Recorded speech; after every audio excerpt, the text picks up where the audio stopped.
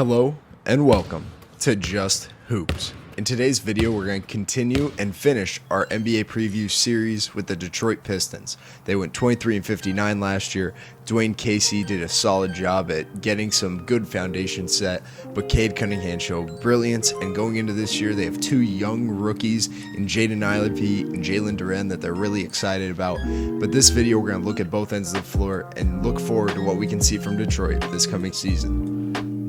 Let's look at the offensive end first. It wasn't pretty last season. There was a few bright spots in terms of their pace being 13th, their assist-to-turnover ratio being not in the bottom 5, their offensive rebound rate being in the top 10.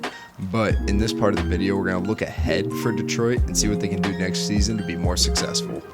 So in my opinion, a lot of their good offense will come on the break. They need to push the ball more. They have the ability to push 1 through 5, but in terms of more of the tactical things that they showed last year, they liked applying a lot of pressure to the rim. So the first two guys down the floor, typically the first one got to the rim and the second one, which was the big, would trail in but always get to the paint. But this rim pressure, they love the rim run, they love the trail, floating into the paint. The ball, you're responsible for getting as deep as possible, as early as possible, just going to try to make a play downhill. The paint pressure was what made this special for them and allowed them to be pretty successful when they pushed the ball, when they played in transition, and their personnel allowed them to do so. They have great athletes across the floor. Spacers did a good job at running wide and making plays on the break in their own pace, not forcing things and just playing their game. I think that the more that they're going to be able to run next season with their personnel, with their ability to push the ball 1 through 5, they can get easy buckets and allows them to flow more easily into action, into secondary offense. It can make their offense overall so much better and so much harder to guard playing in the open floor. So now let's dive into their ball screen attack and ball screen offense. So last year with Cade Cunningham, they really debuted him and used him heavily in the offense last year in terms of a pick and roll ball handler. Here's their spacing though. Their typical ball screen flow was a slot or middle ball screen with 2 wide and 1 strong side. This allowed there to be variability whether to attack either way off of a step up or a traditional screen. There were spacers wide. It also provided opportunities for cutters, and they did a really good job in putting guys in the right spots. So you'll see that they typically put a shooter in the weak side corner, and then they put a slash man at the 45 on the 2-man side, and then the strong side was either a shooter or a slasher. It's kind of freedom there, but this was really good. Cade showed flashes of being brilliant with the ball in his hands and making really smart and under control decisions with their spacing and just overall flow. Now let's look at some actions that they did that were really successful. First things first, I really like this weave action, and it could be really successful next year. We'll dive into it more, but I'd love to see this with Jaden Ivey, Cade Cunningham, Saddiq Bey, and a big man. It'll be brilliant to watch. So here's the action. They come down the floor, a little shuffle, and then a weave with the wing. The guy that started the action stays at the top, gets open, and will get the pass from when the weave is done, and that flows directly in to their middle slot ball screen with their spacing 2 wide, 1 strong side. Great action, allows there to be really good pacing, really good flow, just overall an easy way to flow into their ball screen offense, their ball screen spacing, and it could allow there to be variability. It could force switches, it could force a quick advantage off the bat. It could also have different personnel in the action, like that last one. Bagley was one of the handoff guys, and it got back to Cade. Just putting different guys in different spots, forcing the defense to rotate and make decisions. Here, it turned into Robert Williams getting switched on to Cade Cunningham. They just a really nice action, really nice flow, and I'm excited to see this with their personnel next year. Now let's look at pistol. It's just a basic pistol action starting at the wing. They'll have a guy at the wing, whether it's a pitch and catch or a ball screen, get the ball to him, come off of him, and then the big man will come in above, whether he flares or not for that initial guy, or just sets a ball screen. Here it was a keeper with that initial wing guy over into a side ball screen and then just play. This next one, we'll see they step up, and then the big comes in and sets that second screen, a generic basic pistol, but it allows multiple guys to get in action, play downhill, and play off of Cade's brilliance. Now let's look at their pin flare baseline action. So here we're going to pin down on the side of the floor to get Cade or the ball handler open.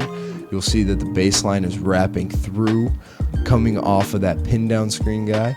Once Cade gets hit, there's a flare from the elbow for the offensive initiator, and that flows into a ball screen. But here you'll see that there's a dive replaced with that screener on the baseline action. So there's a lot of moving pieces, but it all ends up flowing into their spacing that they like, and it just gets multiple guys moving, forces tags to be in weird spots, plugs to be in different spots. Here we're going to see the same thing. Cade gets it off of that pin down.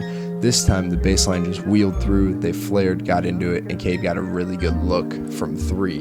Nice action, gets different guys involved in different ways, and there's multiple options, whether that's 7 cut off the flare or just that baseline action. It's going to be really tough to guard with their upgraded personnel this offseason.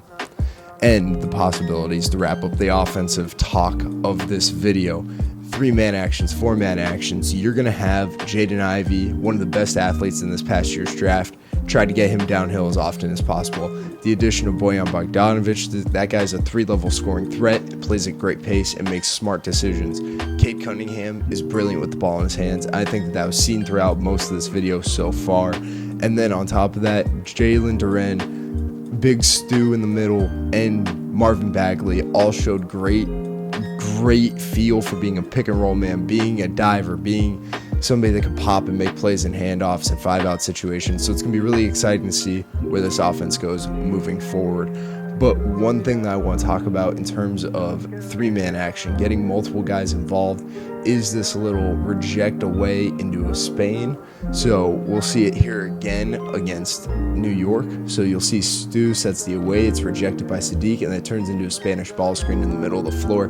Really nice action. You can have variability with who you throw in it. It's going to be a big and a shooter probably typically, playing off of a guard like Cade or Ivy, but a nice action that you can look forward to seeing next year. But overall, the more that they're allowing to get more guys in action, more movement, more pace, more flow, the better this offense will be for the long haul. Now let's go to the other end of the floor and talk about their defense. So diving into the stats a little bit, some things I want to highlight are their 24th defensive rating. They did a really good job in limiting opponent points per paint, opponent points on the fast break, and opponent second chance points. So let's look at last year and see what they can bring to this year and continue to build for the future, starting with shell and base defense. So when it comes to their shell and overall the base defense, they did a solid job. Yes, they didn't seem it due to the stats, but their heavy paint priority, they really did a good job above the break at applying pressure, but we'll see it here in this freeze frame. You can see that the gap that Cade's in, he's active, he's high, he's ready to make a play at the ball, and everybody else on the baseline is in a position to help in the paint. This is seen throughout all of these clips. They did a really good job at pressuring at the point. They weren't afraid to blitz. They switched everything. It was just a frenetic defense at the point, but the backside of this defense was really solid. I liked how they switched off the ball. They did a good job at just preventing a lot of paint points, that priority deep in the paint. Bigs were the primary helpers. We'll talk more about the help later, but I think that next year, with their variety of personnel, with their athleticism, with their size, length, strength across the board, this defense can be elite, highly switchy, highly active, high pressure at the point. They want to make you understand and feel at the point of attack that they're there. You're not alone. And then once you get in the paint, you're going to have to compete against the trees, go make a play downhill. And that foundation was set last year. I'm expecting it to continue this coming season. So to dive into more of the help side and rotation and coverages, first things first, they switch everything. The more that they can switch, the better. But when it comes to help, you'll see that this first clip was great. They did a great job at rotating, helping the helper, Xing out, switching, all the above. But to see more detail of it, you can see that they like the big being the primary help. So Stewart here is not the low man necessarily, but he's the guy that comes in as that plug man, going to make a play at the rim on the drive. Here we'll see a similar thing. We got the guy that isn't the low man coming in, the guy guarding Bam, making a play. And they did a great job at rotating out, switching out, and forcing a turnover. Here against Orlando, we're going to see a similar thing with the ball screen. Stewart, Bagley, both of those guys were in the paint, ready to make a play happen. So now we'll see that gap activity. Stewart is on the strong side. He's not the low man. He peels off. This is an example of a peel switch where somebody gets driven by. the helper picks him up, and the guy that got beat will rotate out and go make a play on the perimeter off of the guy that helped. That was a good example of their switchiness off the ball. Here we'll see it activated by a trap.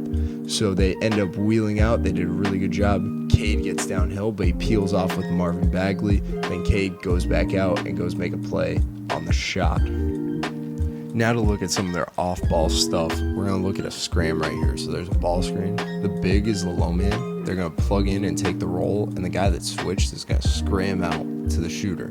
This allows there to be a lack of mismatches and continue to be active on the perimeter, but also have size on the inside. Here we'll see the same thing. Sadiq Bey takes him because the smaller guy, you don't want that mismatch in the paint. This is really good. I think next year with Jalen Duren, with Stewart, with Bagley, you have a 3-big rotation that's going to be a lead in the paint. It's going to make things really tough if you're able to scram, be active, be connected on the backside. It allows pressure to still be applied on the perimeter while also still having good size, good length, good strength on the inside to go make plays on a consistent basis. But to wrap things up, we're going to just talk about full rotations for them. They did a really good job at plugging the rim first. You'll see Cade comes in.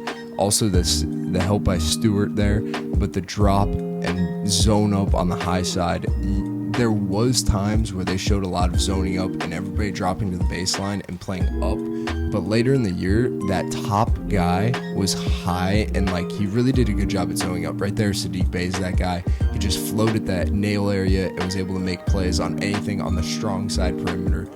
But here we'll see Maxey drives. We got the low man coming in for the plug. We got 2 guys dropping. Everybody comes to the paint. The paint's a priority. They're able to rotate out. They did a great job at wheeling, Xing out, and helping the helper, and always being active, connected. I'm excited to see this defense with another year together, going out there, making plays, and just being a highly connected, highly pressure, high playmaking unit. So to wrap things up, Detroit has a real chance to be highly competitive next year. Dwane Casey's a great coach. He's creating a great foundation for this group. Cade Cunningham's a special talent. They had a great draft. They added a vet in Bojan Bogdanovic. And I think that last year was just the beginning for them. I'm excited to see where they go from here. But I hope you guys enjoyed this video, learned something about the Detroit Pistons as the NBA season tips off. For more content, please like, subscribe, and share. And we'll catch you in the next one.